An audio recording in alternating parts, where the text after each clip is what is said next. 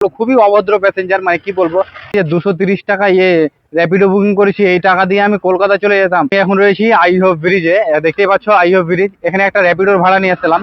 এই র্যাপিডোর ভাড়াটা নিয়ে এসে খুবই আমাকে খারাপ লাগলো, খুবই অভদ্র প্যাসেঞ্জার, মানে কি বলবো, যেটাই বলবো সেটাই খারাপ হয়ে যাবে। প্যাসেঞ্জারটা হয়েছিল কি যে 230 টাকার একটা ভাড়া নিয়ে আসলাম, আর আস্তে আস্তে মাঝপথে একটা বৃষ্টি হয়ে গেছিল, ঠিক আছে। তো বৃষ্টি আস্তে আস্তে আমি পর্দাটা ঢেকে দিলাম, তো হালকা একটু ভিজে গেছে পর্দাটার সাথে সাথেও।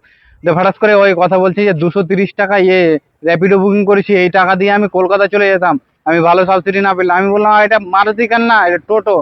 মানে এতটাই খারাপ ব্যবহার করলো না, সব মেয়েই খারাপ না, কিন্তু সত্যি কথা বলতে যে আমাকে যে মেয়েটা এমন ব্যবহার করলো আমাকে খারাপ ভাবে, যে কি বলবো। তো মানে এতটাই খারাপ লাগলো যে আমাকে সবচেয়ে বেশি খারাপ লেগেছে যে আমি যেই টাকাতে তোমার এখানে র্যাপিডোতে আসলাম, সেই টাকাতে আমি কলকাতা চলে যেতাম। তো ভাই কলকাতা চলে যাও তুমি, এখানে আমি র্যাপিডো বুকিং করেছো ভাই, র্যাপিডো বুকিং করলে তো র্যাপিডোর মতোই ভাড়া লাগবে নাকি বলো।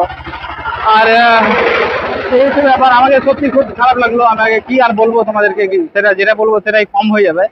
সত্যি খুবই খারাপ লাগলো। আমি এখন বর্তমানে আমি এখন আইও ব্রিজে, মানে সত্যি কথা বলতে যে আমরা তো মালদা শহরের ভিতরে এই এই ব্রিজের উপরে ভিডিও করি, তো সেই জন্য ভাবলাম যে তোমাদের এখানে যেহেতু আছি, তো একটা ভিডিও শুট করেই যাই। যেহেতু তোমরা আইও থেকে অনেকজন আমার ভিডিও দেখে, কে কে দেখো অবশ্যই কমেন্ট করে জানাও। আর আজকের ভিডিওটা এই পর্যন্তই, পরবর্তী নেক্সট ভিডিওর জন্য অপেক্ষা করো, সঙ্গে থেকো। ধন্যবাদ।